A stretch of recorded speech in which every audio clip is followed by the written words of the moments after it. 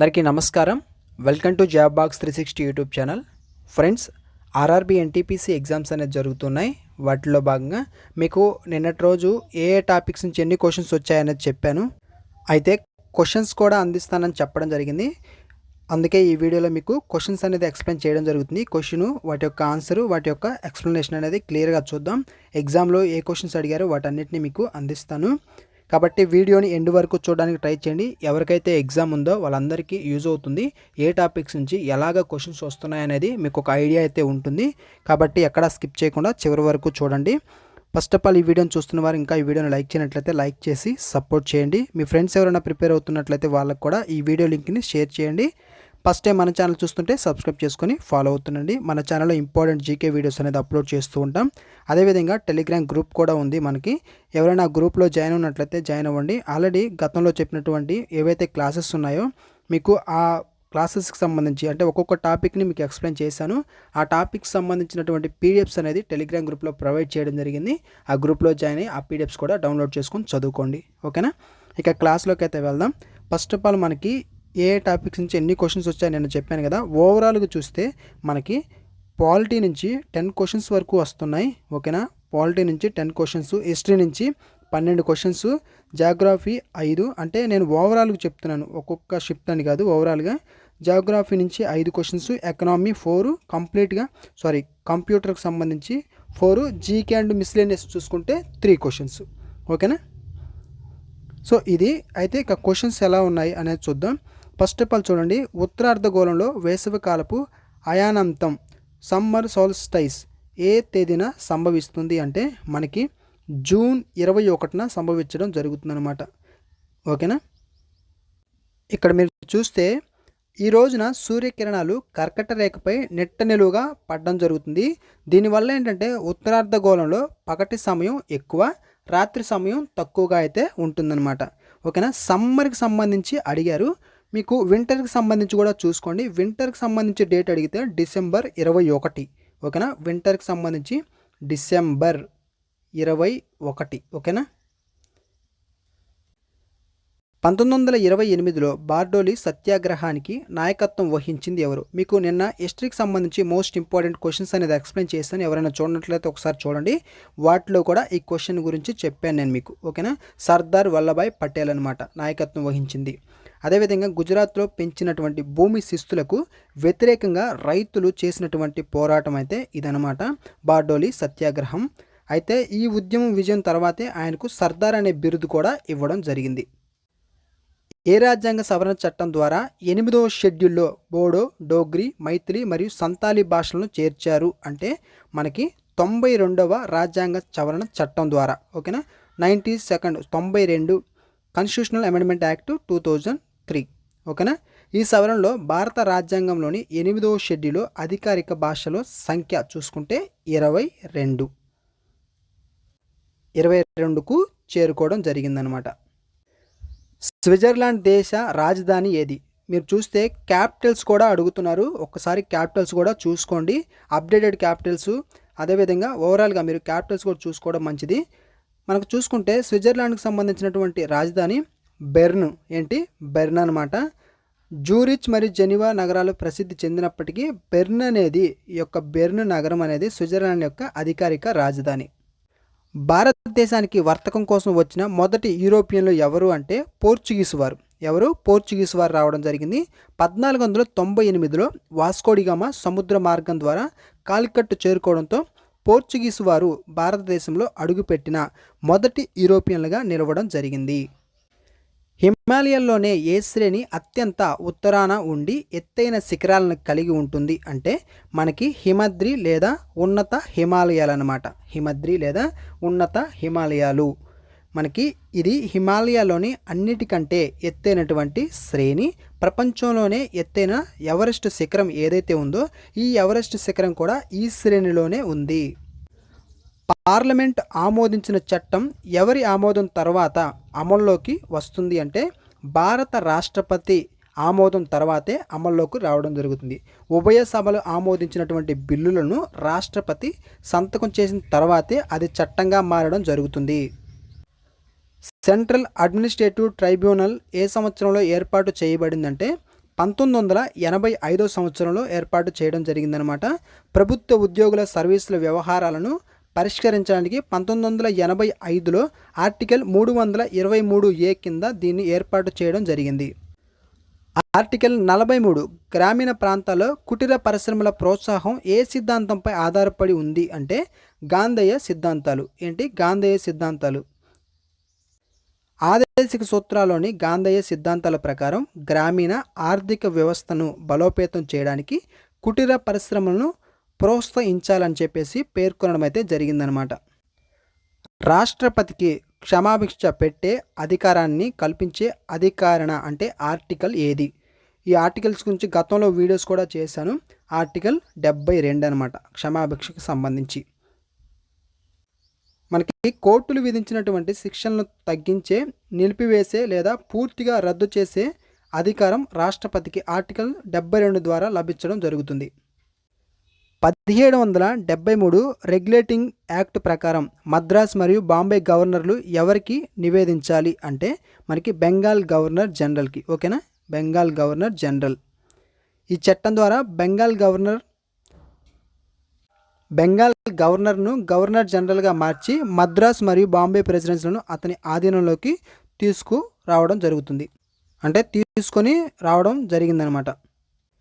Young India గురించి కూడా మీకు నిన్న క్వశ్చన్స్ యంగ్ ఇండియా మీద వచ్చిందని చెప్పాను కదా. యంగ్ ఇండియా పత్రిక సంపాదకులు ఎవరు? ఓకేనా, మహాత్మా గాంధీ. ఎవరు? మహాత్మా గాంధీ. గాంధీజీ తన అహింసా సిద్ధాంతాలను మరియు స్వరాజ్య కాంక్షలను ప్రజల్లోకి తీసుకువెళ్ళడానికి ఈ ఆంగ్ల పత్రికను నడపడం జరిగిందనమాట. మహారాష్ట్రలోని సతారాలో సమాంతర ప్రభుత్వం ఎప్పుడు ఏర్పడింది అంటే 1943లో ఏర్పడడం జరిగింది. క్విట్ ఇండియా ఉద్యమ సమయంలో నానా పటేల్ నాయకత్వంలో బ్రిటిష్ ప్రభుత్వానికి వ్యతిరేకంగా సతారాలో ఈ ప్రభుత్వం ఏర్పాటవడం జరిగింది. చైనాతో అత్యంత పొడవైన సరిహద్దు పంచుకుంటున్న రాష్ట్రం ఏది? రాష్ట్రం అడిగారు, అరుణాచల్ ప్రదేశ్. ఓకేనా, అరుణాచల్ ప్రదేశ్. భారత రాష్ట్రాల్లో మనకి అరుణాచల్ ప్రదేశ్ చైనాతో అత్యధిక సరిహద్దును కలిగి ఉంది అన్నమాట. అదేవిధంగా కేంద్రపాలిత ప్రాంతాలను కూడా కలిపితే లడఖ్ మొదటి స్థానంలో అయితే ఉంటుంది. కేంద్రపాలిత ప్రాంతాల్లో అయితే లడఖ్ అనేది ఫస్ట్ ప్లేసు. మనకి భారత రాష్ట్రాల్లో అరుణాచల్ ప్రదేశ్ చైనాతో అత్యధిక సరిహద్దు కలిగినటువంటి ప్రాంతం అనమాట. 1991 ఆర్థిక సంస్కరణ నేపథ్యంలో ఎల్పిజి అంటే ఏంటి? ఎల్పిజి అంటే ఏంటి? Liberalisation, privatisation and globalisation. సరళీకరణ, ప్రైవేటీకరణ మరియు ప్రపంచీకరణ. భారత ఆర్థిక వ్యవస్థను గాడిలో పెట్టడానికి, విదేశీ పెట్టుబడులను ఆకర్షించడానికి అప్పటి ప్రభుత్వం ఈ సంస్కరణలు తీసుకురావడం జరిగింది. 7వ శతాబ్దపు రాజకీయాల్లో సామంత అనే పదాన్ని అర్థం ఏంటి? సామంత అనే పదానికి అర్థం ఏంటంటే సామంతులు లేదా భూస్వాములు అని అర్థం అనమాట. రాజుల కింద ఉంటూ వారికి సైనిక సహాయం అందిస్తూ నిర్జిత ప్రాంతాన్ని పరిపాలించే వారిని సామంతరాజులు అని పిలిచేవారు. భారతదేశంలో ఆర్థిక విధానాన్ని రూపొందించే ప్రధాన బాధ్యత ఏ సంస్థకు ఉంటుంది అంటే కేంద్ర ఆర్థిక మంత్రిత్వ శాఖకి ఉండడం జరుగుతుంది. దేశ ఆదాయం మరియు ఖర్చులకు సంబంధించినటువంటి ఆర్థిక విధానాన్ని కేంద్ర ఆర్థిక మంత్రిత్వ శాఖ ఏదైతే ఉంటుందో ఆ యొక్క శాఖ రూపొందిస్తుంది. మోహిని అట్టం శాస్త్రీయ నృత్యాన్ని ప్రధానంగా ఎవరు ప్రదర్శిస్తారు? మోహిని అట్టం అనేది మనకి కేరళకు సంబంధించింది. అయితే ఎవరు ప్రదర్శిస్తారు అని అడిగారు కాబట్టి ఆన్సర్ వచ్చేసరికి మహిళలకు సంబంధించింది అనమాట. ఇది కేరళ చెందినటువంటి ఈ నృత్యం విష్ణువు మోహిని అవతారాన్ని తలపిస్తూ మహిళల ద్వారా సోలోగా ప్రదర్శించబడుతుందన్నమాట ఈ యొక్క మోహిని అట్టం. చోళుల శాసనాల ప్రకారం దేవాలయాలకు బహుమతిగా ఇచ్చిన భూమిని ఏమని పిలిచేవారు అంటే తిరునామత్తుక్కని లేదా దేవదాన అని పిలుస్తారు. 4వ తరం కంప్యూటర్లలో ఏ ఎలక్ట్రానిక్ భాగాలను ఉపయోగించారు అంటే మనకి మైక్రో ప్రాసెసర్లు. ఓకేనా, మైక్రో ప్రాసెసర్లు ఉపయోగించడం జరిగింది 4వ తరపు కంప్యూటర్లలో. ఈ మైక్రో ప్రాసెసర్లు వాడడం వల్ల కంప్యూటర్ యొక్క సైజ్ ఏదైతే ఉంటుందో ఆ సైజ్ అనేది తగ్గి వేగం మరియు సామర్థ్యం భారీగా పెరుగుతుందన్నమాట. 1875లో ఆర్య సమాజ్ను స్థాపించింది ఎవరు? నిన్న చెప్పిన హిస్టరీ క్వశ్చన్స్లో ఈ క్వశ్చన్ కూడా ఉంది. ఆ క్వశ్చన్స్ కంపల్సరీగా చూసుకోండి, ఎగ్జామ్కి ఉపయోగపడతాయి, ఎక్కువసార్లు రిపీట్ అయినటువంటి క్వశ్చన్స్. ఓకేనా. ఆర్య సమాజ స్థాపకుడు ఎవరు? స్వామి దయానంద సరస్వతి. వేదాల ప్రాముఖ్యతను చాటి చెప్పడానికి మరియు హిందూ మతంలోని మూఢనమ్మకాలను తొలగించడానికి ఆయన దీన్ని స్థాపించడం జరిగింది.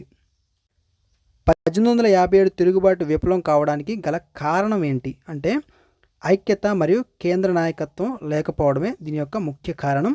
తిరుగుబాటు దేశవ్యాప్తంగా ఒకేసారి జరగకపోవడం మరియు అందరినీ నడిపించే ఒక బలమైనటువంటి నాయకుడు లేకపోవడమే ప్రధానమైనటువంటి కారణం.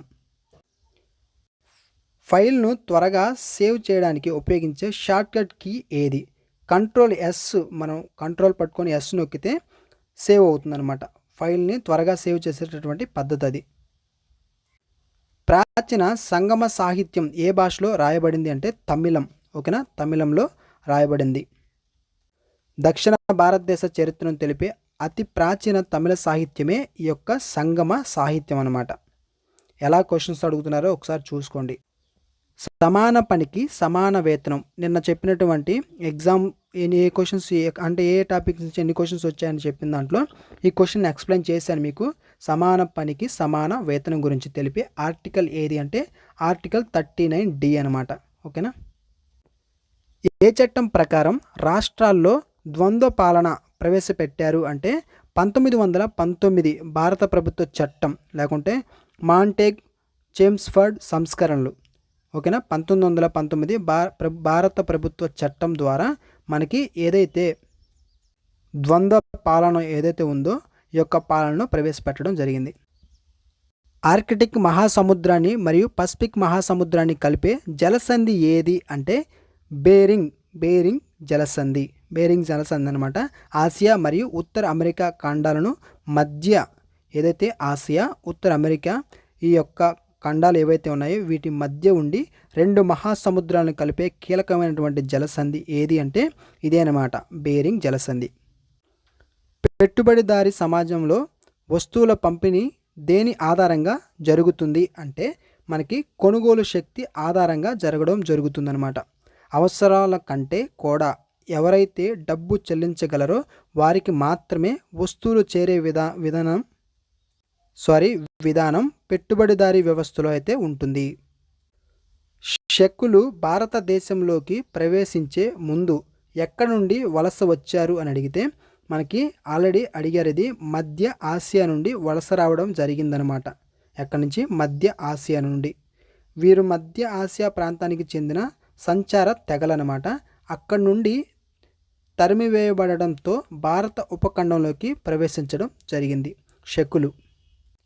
ఫార్వర్డ్ బ్లాక్ సంబంధించి క్వశ్చన్. ఫార్వర్డ్ బ్లాక్ను స్థాపించింది ఎవరంటే సుభాష్ చంద్రబోస్. కాంగ్రెస్తో విభేదించిన తర్వాత 1939లో తన ఆశయాలకు అనుగుణంగా బోస్ ఈ పార్టీని స్థాపించడం అయితే జరిగింది. Forward black. వర్డ్ డాక్యుమెంట్లో మొత్తం మ్యాటర్ ఏదైతే ఉంటుందో ఆ మ్యాటర్ని అంతటిని సెలెక్ట్ చేయడానికి షార్ట్కట్ కీ ఏం వాడతారు? కంట్రోల్ ఏ నొక్కితే మనకి వర్డ్ డాక్యుమెంట్లో ఉన్నట్టు మొత్తం సెలెక్ట్ అవ్వడం అయితే జరుగుతుందన్నమాట. ఏ క్యాబినెట్ కమిటీ ప్రధాన మంత్రి అధ్యక్షత వహించరు అంటే నివాస వసతిపై క్యాబినెట్ కమిటీ వహించదు. ఓకేనా.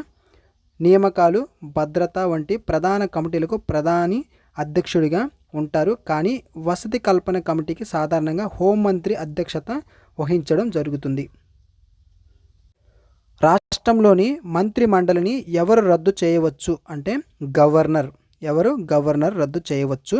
ముఖ్యమంత్రి సలహా మేరకు లేదా ప్రభుత్వ మెజారిటీ కోల్పోయినప్పుడు రాష్ట్రపతి పాలన సిఫార్సు చేస్తూ గవర్నర్ మంత్రి మండలిని రద్దు చేస్తారు. హరప్పా నాగరికతలో అత్యంత ముఖ్యమైన ఓడరేవు నగరం ఏది అంటే లోతాల్. ఓకేనా. సింధు నాగరికతలో మనకి క్వశ్చన్ ఇది. లోతాల్ గుజరాత్లో ఉన్నటువంటి ఈ నగరం సింధు నాగరికత కాలంలో అంతర్జాతీయ వాణిజ్యానికి ప్రధాన కేంద్రంగా ఉండేది. ఇక్కడ చూడండి, లోతాల్ అనేది ఓడరేవు నగరం. అది ఏ ప్రాంతంలో ఉంది అని అడగవచ్చు. నెక్స్ట్ రాబోతున్నటువంటి షిఫ్ట్లో గుజరాత్లో ఉంది. అయితే మనకి ఇక్కడ ఈ గుజరాత్లో ఉన్నటువంటి ఈ నగరం సింధు నాగరికత కాలంలో అంతర్జాతీయ వాణిజ్యానికి దేనికి ప్రసిద్ధి అని కూడా అడిగే అవకాశం ఉంది. వాణిజ్యానికి ప్రసిద్ధి. గ్రాండ్ ట్రంక్ రోడ్ను నిర్మించింది ఎవరు? గ్రాండ్ ట్రంక్ రోడ్ని షేర్షా సూరి నిర్మించడం జరిగింది. రవాణా సౌకర్యాల మెరుగుదలకు షేర్షా సూరి వేయించినటువంటి ఈ రహదారి ఏదైతే ఉందో ఇది ఆసియాలోనే అత్యంత పురాతనమైనది. తరచుగా వాడే ఫోల్డర్లను సులభంగా ఓపెన్ చేయడానికి విండోస్లో ఉన్న ఫీచర్ ఏది అంటే క్విక్ యాక్సెస్. క్విక్ యాక్సెస్ అనేది మనకి తరచుగా ఏదైతే వాడేటటువంటి ఫోల్డర్స్ ఉన్నాయో వీటిని సులభంగా ఓపెన్ చేయడానికి విండోస్లో ఉన్నటువంటి ఫీచర్ వచ్చేసరికి క్విక్ యాక్సెస్ అనమాట. బ్యాంకింగ్ రంగం ఏ ఆర్థిక రంగం కిందికి వస్తుంది అంటే మనకి తృతీయ రంగం లేదా సేవా రంగం. ఓకేనా, టెర్షరీ సెక్టర్ లేకుంటే సర్వీస్ సెక్టర్ అనమాట. బ్యాంకింగ్ సంబంధించి కూడా ఒక వీడియో చేశాను, ఒకసారి ఆ వీడియో చూసుకోండి. ఓకేనా, బ్యాంకింగ్ మీద కూడా అడుగుతున్నారు కాబట్టి ఈ క్వశ్చన్ కూడా అక్కడ ఎక్స్ప్లెయిన్ చేశాను, ఒకసారి చూసుకోండి. ఇక్కడ చూస్తే సేవలను అందించే బ్యాంకింగ్, రవాణా, విద్య వంటివన్నీ తృతీయ రంగం కిందకి వస్తాయి. నెక్స్ట్ షిఫ్ట్లలో మనకి ఏదైతే ఇప్పుడు ఇక్కడ ఏంటి ఆర్థిక రంగం అడిగారు. ఓకేనా, అంటే సేవా రంగం ఏంటంటే మనకి ఇక్కడ సేవలు అందించే బ్యాంకింగ్, రవాణా, విద్య వంటివి తృతీయ రంగం కిందకి వస్తాయి. ఇక్కడ క్వశ్చన్ ఎలా ఫామ్ చేయొచ్చు అంటే నెక్స్ట్ షిఫ్ట్లలో మనకి బ్యాంకింగ్, రవాణా, విద్య వంటివి ఏ రంగం కిందకి రావచ్చు అని అడగచ్చు. తృతీయ రంగం కిందకి వచ్చేటటువంటి ఏవి అని చెప్పేసి కూడా ఏవైతే బ్యాంకింగ్, రవాణా, విద్య వీటిని కూడా ఇచ్చే అవకాశం అయితే ఉంది. భారతదేశంలోని ఏ రాష్ట్రంలో పోడు వ్యవసాయాన్ని బ్రింగా అని పిలుస్తారు? పోడు వ్యవసాయాన్ని బ్రింగా అని పిలుస్తారంటే ఒడిస్సాలో పిలుస్తారు బ్రింగా అని. ఓకేనా, పోడు వ్యవసాయాన్ని అడవులను నరికి సాగు చేసే పద్ధతిని ఒడిస్సాలో బ్రింగా అని చెప్పేసి అనడం జరుగుతుంది. మార్చి 2020 నాటికి భారతదేశ రైల్వే మొత్తం రూట్ పొడవు ఎంత అంటే 67,956 కిలోమీటర్లు. 2020 నాటికి. ప్రజెంట్గా అయితే అది 69,000 నియర్లీ అప్రాక్సిమేట్లీ ఉంది, 69,000 వరకు. ఒకవేళ ప్రస్తుతం అని అడిగితే 69,000 నియర్లీ ఉంది, ఒకసారి చూసుకోండి. మార్చి 2020 నాటికైతే 67,956 కిలోమీటర్లు. ఓకేనా, అది మ్యాక్సిమం అప్రాక్సిమేట్లీ అనమాట. ఇది ప్రపంచంలోనే అతిపెద్ద రైల్వే నెట్వర్క్లో ఒకటిగా నిలిచింది. ఢిల్లీ సుల్తాన్ కాలంలో ఇక్తా విధానాన్ని ప్రవేశపెట్టింది ఎవరు అంటే ఇల్టుట్మిష్. ఓకేనా, ఇల్టుట్మిష్ అనమాట. సైనికులకు జీతాలను బదులుగా భూములను కేటాయించి వాటి నుండి వచ్చే ఆదాయాన్ని వాడుకునేలా ఇల్టుట్మిష్ ఈ పద్ధతిని తీసుకురావడం జరిగింది. విండోస్లో టెక్స్ట్ను కాపీ చేయడానికి వాడే షార్ట్ కట్ కీ ఏది? Ctrl+C. ఓకేనా, Ctrl+C. సో కంప్యూటర్లో ఉన్నటువంటి షార్ట్ కట్స్ అన్నీ 1కి 2 సార్లు చూసుకోండి. ఓకేనా, ప్రతి షిఫ్ట్లో కంపల్సరీగా ఉంటున్నాయి. మీకు అన్ని షిఫ్ట్లు కవర్ చేస్తూ ఇవి క్వశ్చన్స్ అనేది ఇవ్వడం జరిగింది. ప్రతి షిఫ్ట్లో అయితే ఉంటున్నాయి. సో ఇవ్వండి క్వశ్చన్స్ మీకు ప్రతిరోజు అందించడానికి ప్రయత్నం చేస్తాను. ఈ వీడియో రీచ్ చేసిన బట్టి మీకు క్వశ్చన్స్ అయితే ఇవ్వడం జరుగుతుంది. కాబట్టి వీడియోని లైక్ చేయనట్లయితే లైక్ చేయండి. మీ ఫ్రెండ్స్ ఎవరైనా ఉంటే వాళ్ళకి ఈ వీడియోని లింక్ని షేర్ చేయండి. డిస్క్రిప్షన్లో టెలిగ్రామ్ గ్రూప్ లింక్ ఇచ్చాను, ఎవరైనా గ్రూప్లో జాయిన్ ఉన్నట్లయితే జాయిన్ అవ్వండి. ఓకేనా, థ్యాంక్స్ ఫర్ వాచింగ్.